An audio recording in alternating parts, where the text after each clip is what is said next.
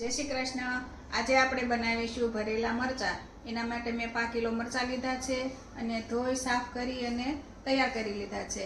પછી લીલા ધાણા લીધા છે અને ગાંઠિયાને ક્રશ કરી અને એનો પાવડર લઈ લીધો છે।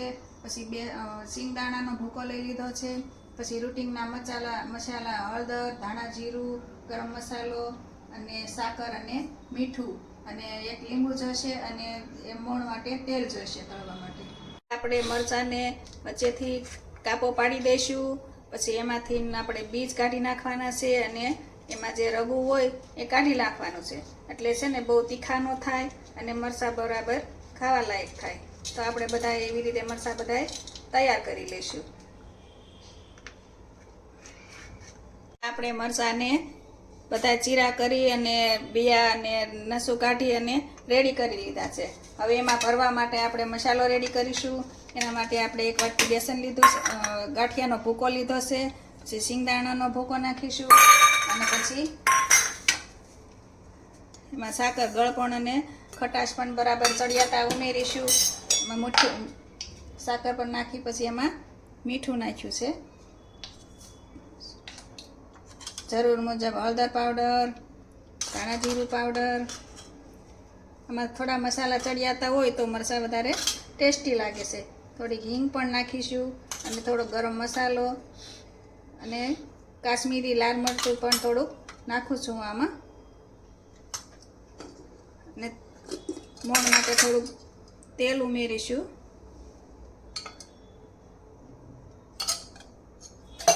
અને એક લીંબુનો રસ ઉમેરીશું।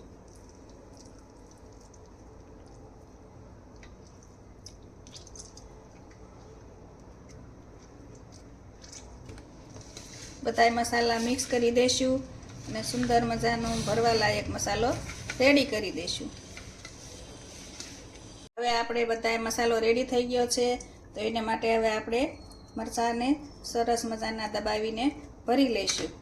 મરચાંની પસંદગી હંમેશા તાજા અને સીધા લાંબા સરસ હોય ને એવી જ કરવાની। એક પછી એક આપણે સરસ મજાના મરચાં રેડી કરી લઈશું। હવે આપણે બધા મરચાં ભરીને રેડી કરી લીધા છે। હવે આપણે એને તળવા માટે તેલ મૂકીશું। તળવા માટે મેં તેલ ગરમ મૂકી દીધું છે। તેલ ગરમ થાય એટલે આપણે એમાં મરચાં નાખી દઈશું અને ધીમે ગેસે એને થોડા શેકાવા દઈશું। તેલ ગરમ થઈ ગયું છે, તો હવે એમાં આપણે મરચાં નાખી દઈશું।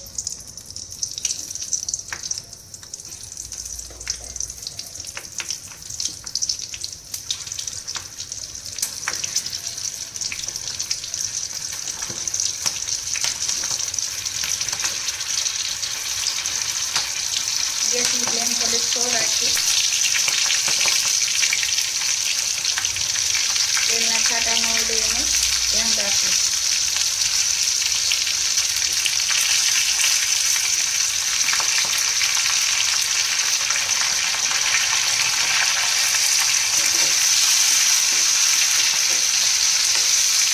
ધીમે ધીમે બધા મરચાંને હલાવતા રહીશું અને બધા મરચાંને ફેરવતા રહીશું। ઉપર નીચે કરી બધા મરચાંને તેલમાં શેકી લઈશું।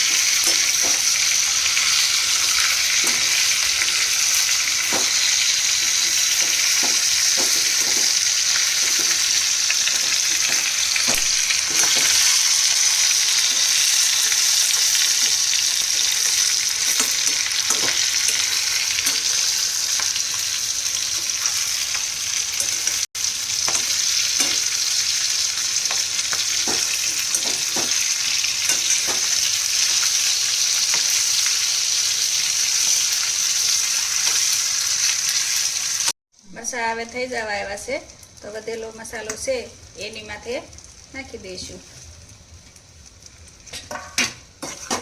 તો ચલો, સરસ મજાના મરચાં ભરેલા તૈયાર થઈ ગયા છે। હવે આપણે સર્વિંગ બાઉલમાં કાઢી લઈશું।